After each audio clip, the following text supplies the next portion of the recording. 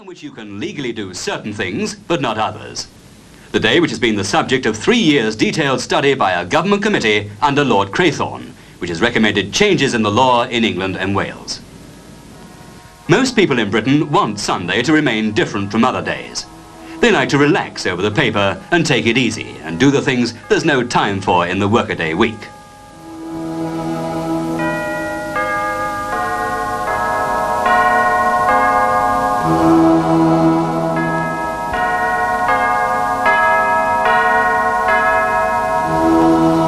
To a devout minority, the Sabbath is a day of worship, a day on which no unnecessary work should be done.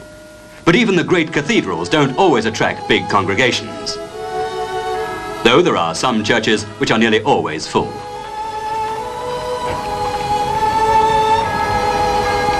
The village church still remains one of the centres of Britain's country life.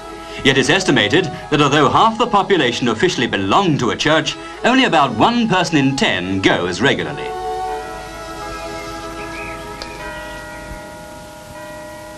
The village, like the city, takes Sunday quietly. The shops are closed, except for the newsagents, who sell more papers than on any weekday, about 26 million throughout the country. The roundsmen, whose work goes on 7 days a week, deliver the milk. The car park outside the village pub is deserted. Sunday still hasn't woken up.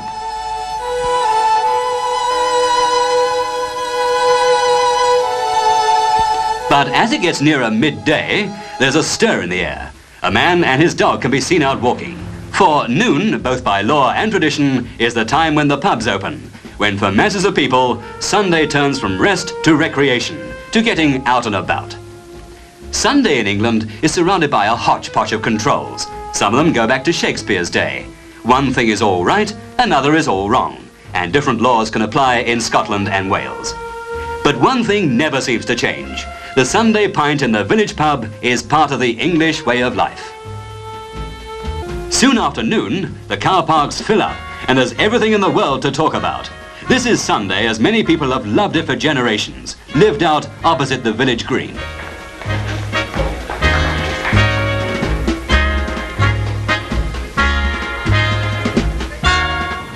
In London, the great museums and picture galleries don't open until the afternoon. Why not at the same time as the pubs? It's a matter of compromise. Sunday is like that.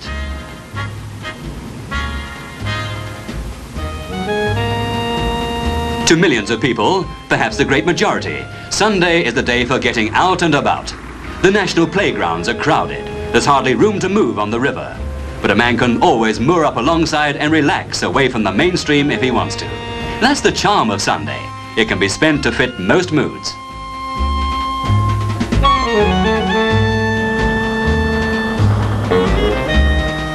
This great trek out of the cities is made possible by the family car. And this is the sort of ritual you can see on almost any Sunday morning in almost any suburban street.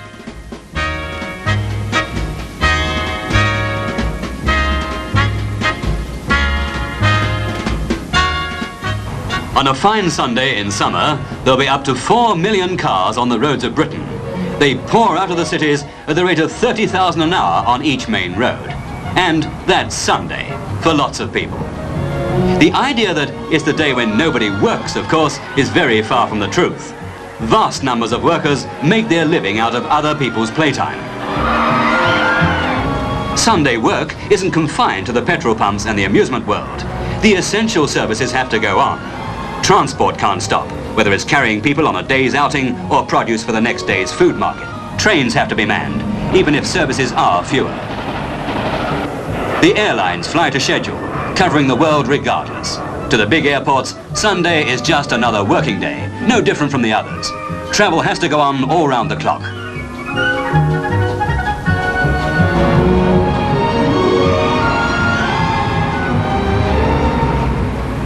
It's the same with shipping. Time and tide make their demands on Sunday, just as on any other day of the week.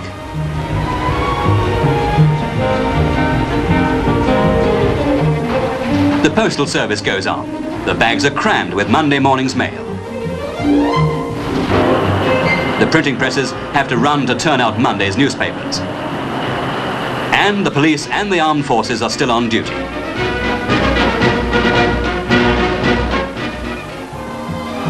But despite all this activity, the Craythorne Committee recommends there should be no professional football on Sunday.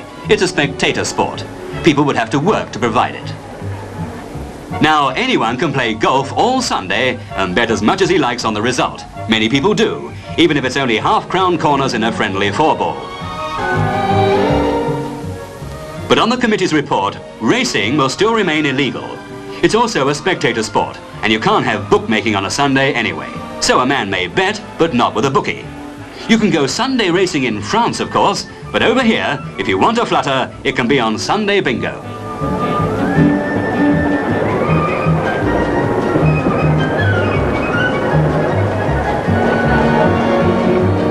Public theatres and dance halls, which are now illegal on Sundays, will be opened if the new proposals ever become law, and the ban on Sunday circuses would go too.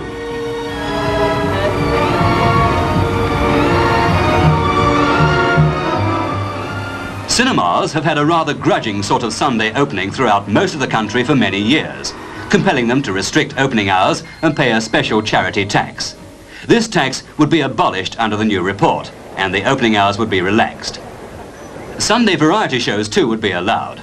Up to now, only a genuine Scot has been allowed to wear the kilt on the stage on Sunday. Otherwise, it'd be dressing up, and that would be illegal, except at a television show watched by 10 million viewers. Another criminal from the ancient clutter of laws that have complicated the English Sunday is the kipper. It took a court case to decide whether it could be sold on Sunday. The kipper won.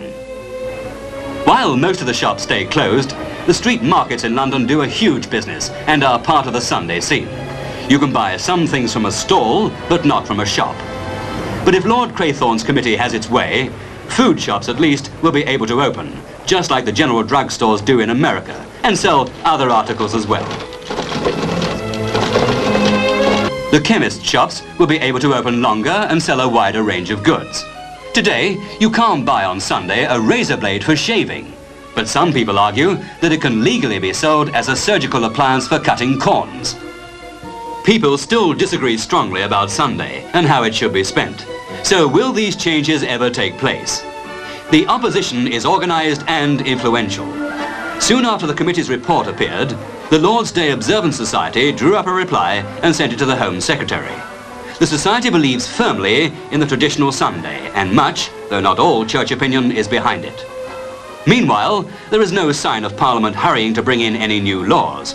It will wait to test public opinion, for this subject is dynamite. So it may be years yet before the English Sunday changes very much. And meanwhile, with the British genius for compromise, we shall continue to be illogical.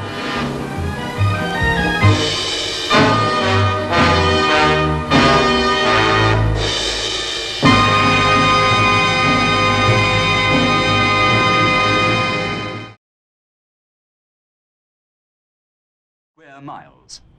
It's Heathrow, better known to millions of air travellers as London Airport. And in a few years' time, such is the growth of civil aviation, it won't be able to cope with the air traffic flying in and out of London.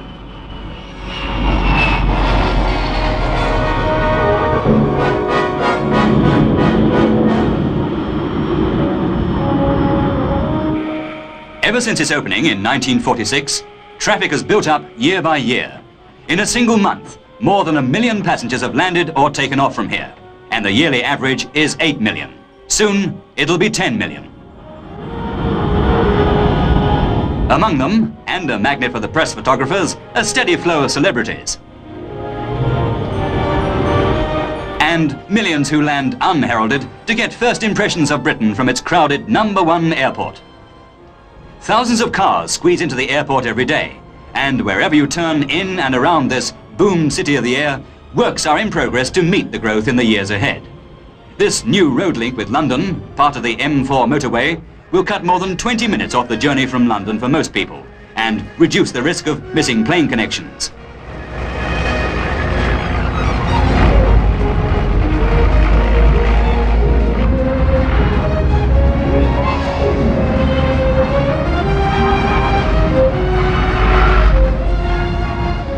Many of today's air travellers have their cars picked up at the airport and parked elsewhere, where there's more room.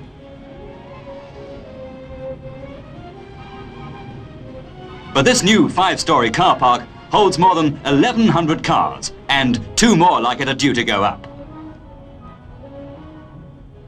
The face of London Airport is changing so fast that those who work here, and there are more than 30,000 of them, hardly know what to expect from one day to the next. New roads inside the airport, new buildings, the last traces of the airport's beginnings 20 years ago fast disappearing. And on the outskirts, new hotels specially serving the airport, soundproofed against the noise of the big jets. At the hub of airport life, the Queen's Building. At the heart of it, the general manager of the London Group of Airports, running an empire of the air with a vast turnover, £9 million a year at Heathrow alone. Out of every 100 passengers using the airport, 35 travel via the Britannic Building on internal flights to other parts of Britain. 20 via the Oceanic Terminal on long-haul flights, and 45 through here to Europe. The European routes are by far the busiest. Announcing the arrival of British Overseas Airways Flight 713 from Sydney and Zurich. But whatever the destination, every man and his wife are in a hurry. It's an on-time world, serving a public that's highly sensitive to any delay. For the immigration officers, it means a quick decision in a matter of seconds on each passenger moving in or out of the country. Behind the scenes, unusual services, such as this, for families with time on their hands at the airport.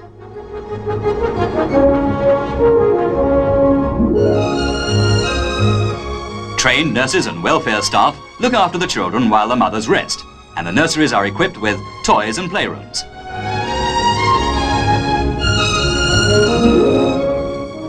In the airport's kitchens, thousands of meals are prepared for eating in the air. In this airline's flight catering centre, 5,000 meals a day, set up by 28 cooks and a chef de cuisine.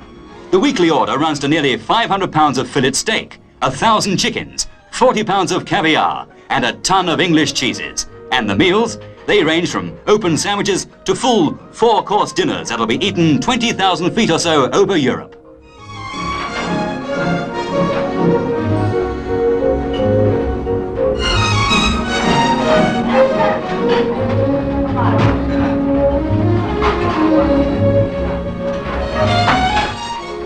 The jets themselves have a giant's appetite. Fuel is poured out at an incredible rate, more than half of it through one oil company's pipelines from a depot 9 miles from the airport. Without the pipelines, more than 150 road tankers would be needed to keep up the daily flow. For London Airport's jets swallow around 150 million gallons of jet fuel and between 20 and 30 million gallons of petrol a year.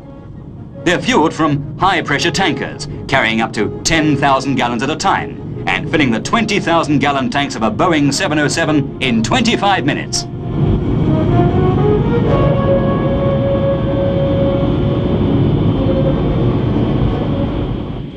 One flight over, another to be prepared for.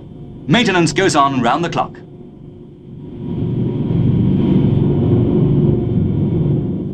Crews report 1 hour before takeoff time. Flight planning means that a lot of information has to be collected and absorbed by the captain. The route has to be studied, alternative airports noted in case of diversion, and the Met Office consulted about winds and weather en route. The captain may ask for a weather picture for the whole of Europe, or for extra fuel. And finally comes the briefing of his crew.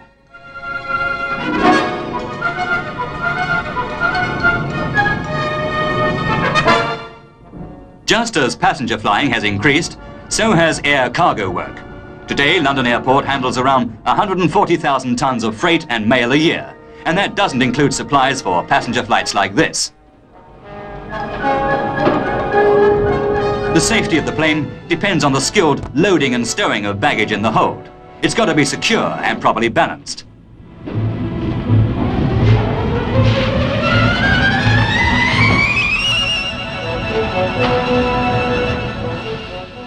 The boom in civil flying means big business. Fees for landing planes alone bring in more than £5 million, and charges for departing travellers abroad almost another £1 million.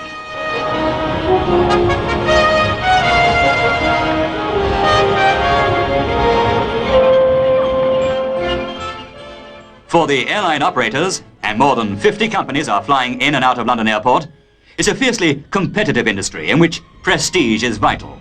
And one way to win prestige and influence air travellers is to fly the latest aircraft. New generation jets like the VC-10 here. And the Trident.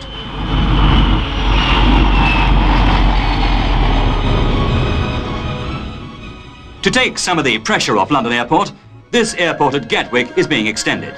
30 miles south of London, with a railway service right into the capital, it's already handling over 1 million passengers a year. By 1970, it'll be handling 2.5 million, and not long after that, 5 million. Its main terminal building is being doubled in size under a £2.5 million contract. But in the 1970s, London Airport and Gatwick together won't be able to cope with all London's air traffic. And Stansted Airport in Essex is planned as London's third airport. At present, it's mainly used for flying training and diversions.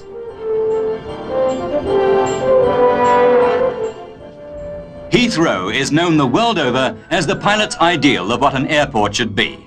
Its standard of air traffic control is unique. Its talk-down operators legendary. Regardless of weather, all flights into London Airport are instrument-controlled. 150,000 takeoffs and landings a year, one every 90 seconds during busy periods, but it's reaching full capacity, and many a takeoff tomorrow will have to be from one of London's newer airports.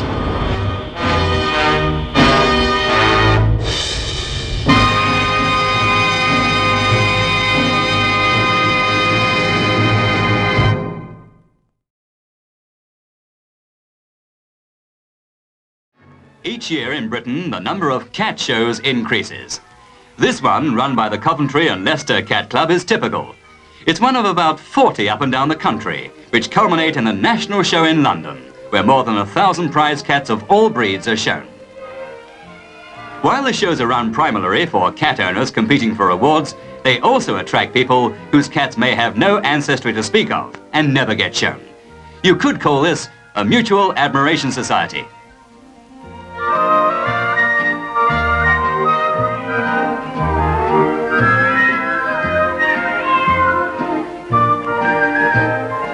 Yet, in a nation of so-called cat lovers, there are today about 200,000 stray and unwanted cats, and the number is going up. For nearly 40 years, the Cat Protection League has been coping with the problem. Stray cats are brought in regularly to the League's headquarters in Slough, Buckinghamshire.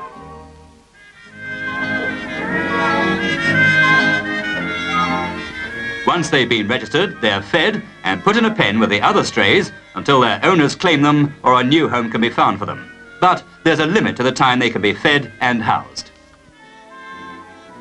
The League, which has 10,000 members, also has a well-equipped hospital for outpatients and inpatients.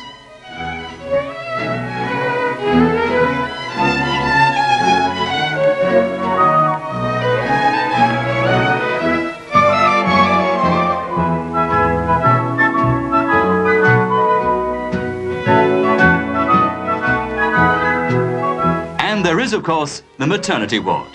This mother, if the League hadn't rescued her, would have had her family in the telephone box in which she was found.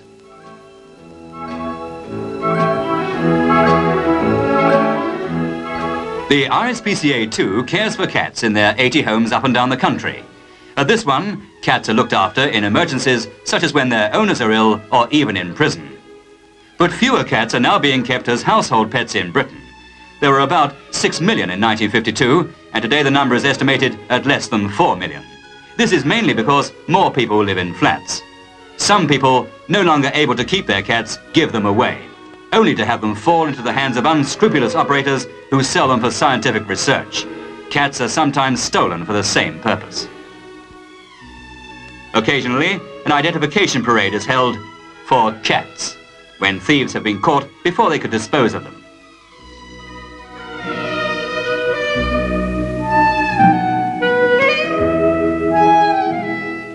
At this branch of the RSPCA, people who've recently lost their cats see whether they can recognize them among those rescued. Ownership of the cat can then be established when the case comes up in court.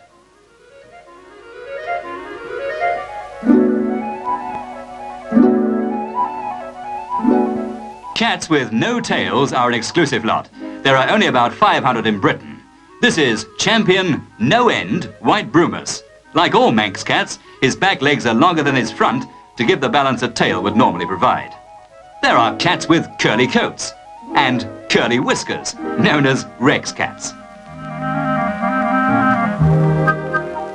There's the Burmese cat with yellow eyes.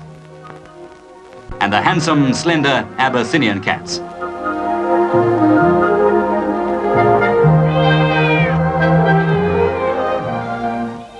This cat is the great-granddaughter of a Siamese and an English tabby, with others of the same strain.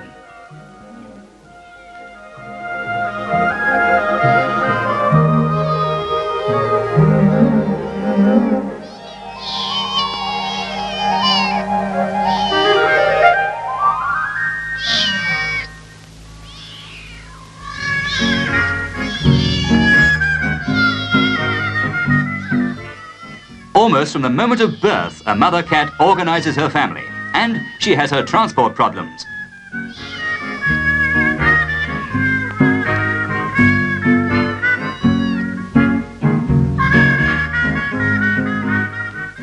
All kinds of people keep cats. Author Beverly Nichols usually calls his by numbers. This is 5, and he's 19 years old. Mr. Nichols, who loves cats because he says they look you straight in the eye, seldom has fewer than 3 at once.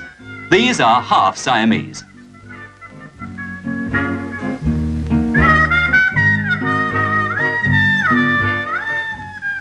Dinny, a stray Siamese, adopted the gatekeeper at London's Olympia, the big exhibition centre, a year ago. Now he's accepted as part of the staff.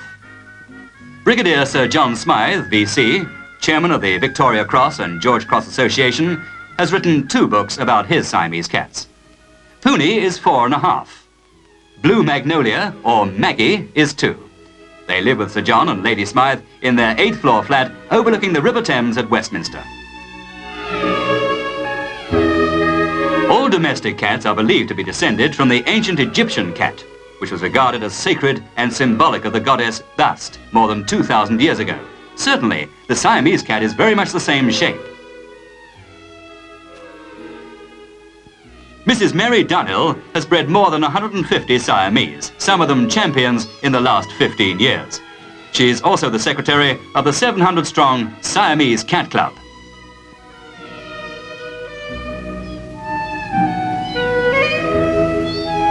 This is Some Fun Finella, aged 10 days, otherwise known as Fifi. She's very much an aristocrat, with a pedigree going back for generations. At 3.5 months, Fifi has become much more of a personality and quite a forceful character in the house. Some of Mrs. Dunhill's cats live in neat, electrically heated houses in her garden, but she gives them human companionship and affection as well. Siamese usually become very attached to their owners and often go about with them like dogs.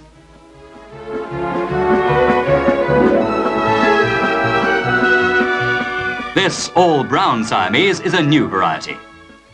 Cats, because of their natural grace, have always been popular as figurines.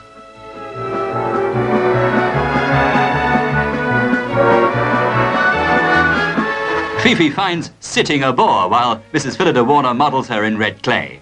Mrs. Warner, herself a breeder of Siamese, took up modeling cats 15 years ago because their expressions and attitudes fascinated her.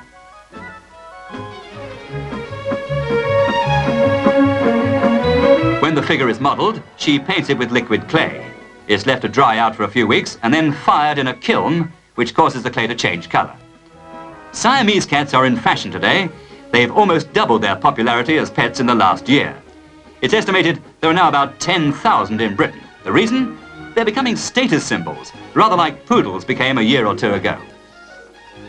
Fifi is now 4 months old and getting ready for her first show, in the kitten class, of course. She's destined to be one of Britain's more unusual exports.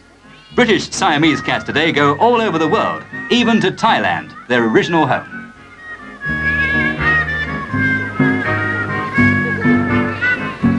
At her first show, Fifi gets a prize, the first undoubtedly of many.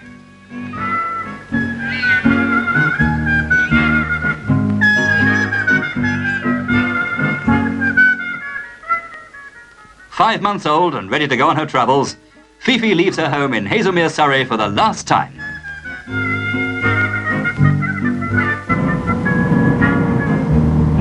She gets the VIP treatment at London Airport as she boards the plane for Canada.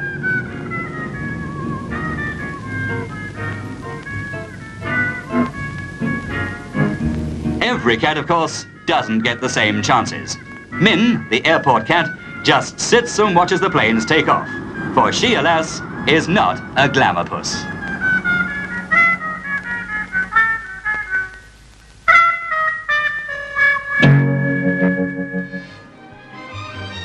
A warehouse full of what? One clue is the title.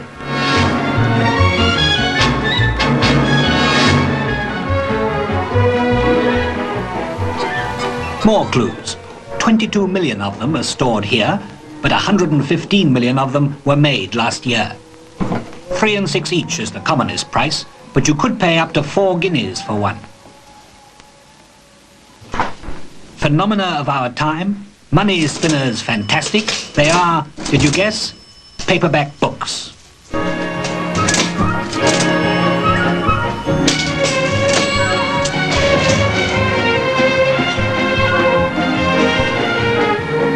The world's largest publishers of serious paperbacks are British.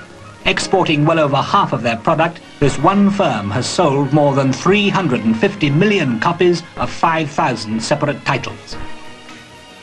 In the summer of 1935, a man made history by bringing out 10 books that were a far cry from the cheap reprints of the day, costing just 6pence a copy. Sir Alan Lane, father of the modern paperback, is still chairman of the firm. Today, authors of the caliber of psychologist Professor H.J. Eysenck are happy to see their works appear first in paper covers, leaving the hardback editions, if any, until later. Alan Lane has learnt how to delegate, leaves most of the work of selecting and commissioning books to his editors. They and the 350 men and women who work with them inhabit luxurious air-conditioned buildings near London Airport. Once a book is accepted, endless trouble is lavished on it. Experts on type work on its format. A book should be a pleasure to read, and its cover a pleasure to look at. That's where art editor Alan Aldridge comes in. Take the problem of a cover for Kingsley Amos's novel, One Fat Englishman. No, let Alan take it.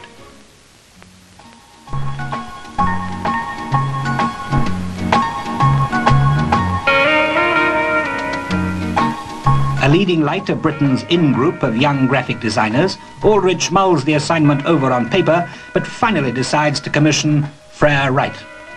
On the face of it, a daring decision. 23-year-old Frere has never done a paperback cover before, but Aldrich is confident, admired her work as a student at the Royal College of Art. Frere's design translates to the studio of top photographer Carl Ferris, who'll contribute his own ideas. Amos's hero is swollen with food and booze, lustful as the hairiest of goats, a snuff-taker and flag-waver. Can it all be said in a single picture? Hold it. 2 days later at the London HQ, Aldridge and his colleagues view transparencies for several book covers.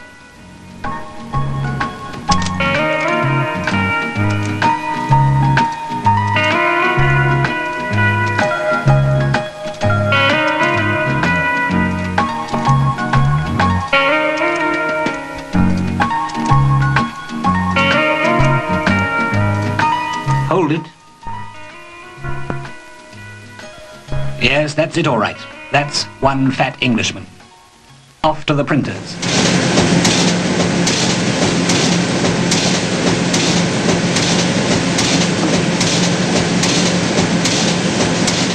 A big industry and growing. This one Aylesbury firm printed 15 million paperbacks last year alone, as against 2 million but 12 years ago.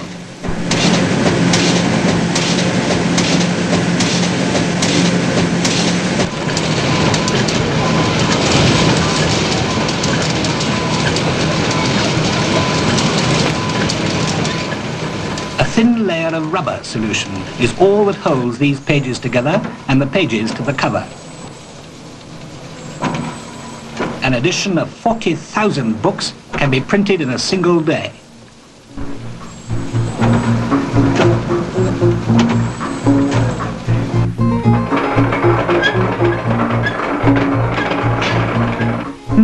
Surely, this can't be. We know there's a shortage of labour, but it can be, and praise be that it is. For we're entitled to ask whether the machines churning out paperbacks by the million are swamping the ancient art and craft of fine printing and binding. They are not. These Benedictine nuns of Stanbrook Abbey near Worcester are not least of the inheritors of the great tradition. They work to make money, for their community is poor and must support itself. They strive for perfection in their work because it is dedicated to God, and therefore nothing less could be acceptable.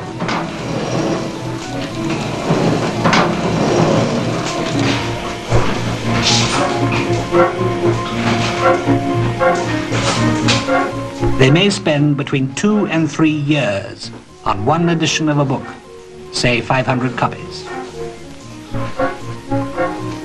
Although they get up at 5, sometimes 4, and work through to 9:30 at night, they can only spend about 4 hours daily on printing and binding. There are the floors to be scrubbed, meals to be cooked and served, novices to be taught, food to be grown in the gardens, and on their principal work, prayer for the world, they spend at least 5 hours of each day.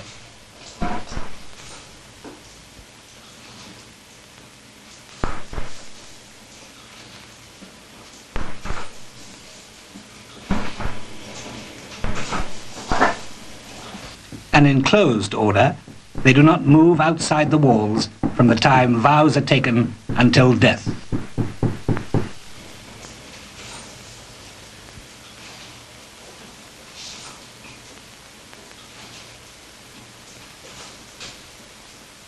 The end products of their press are coveted by collectors everywhere. Firmly based on the past, they are yet entirely modern in their straightforward freedom from clutter. The nuns are also modern in their thinking, have been discussing for some time how best they may break into the paperback market.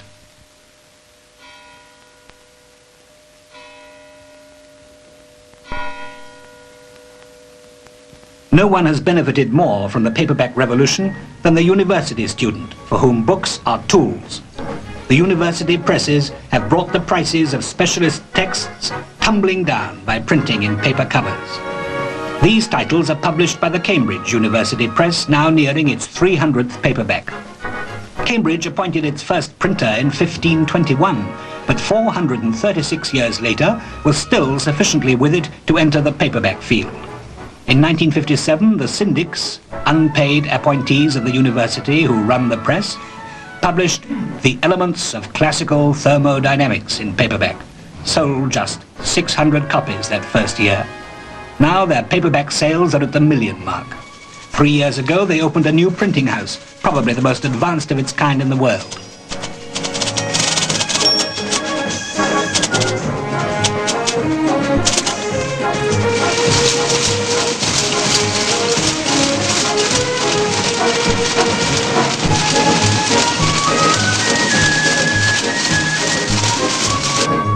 Still, some things a machine can't do.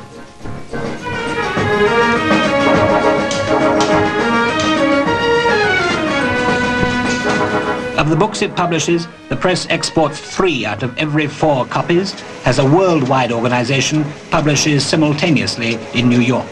Those who value high standards, among them the National Book League, today find much to praise in the ever-improving work of Britain's 100 paperback publishers and their printers. Young and old, more and more people everywhere are buying more and more books. A fine thing. To be able to read books is a sign of intelligence. To own and treasure books is a sign of civilization, a little more of which we could all be doing with.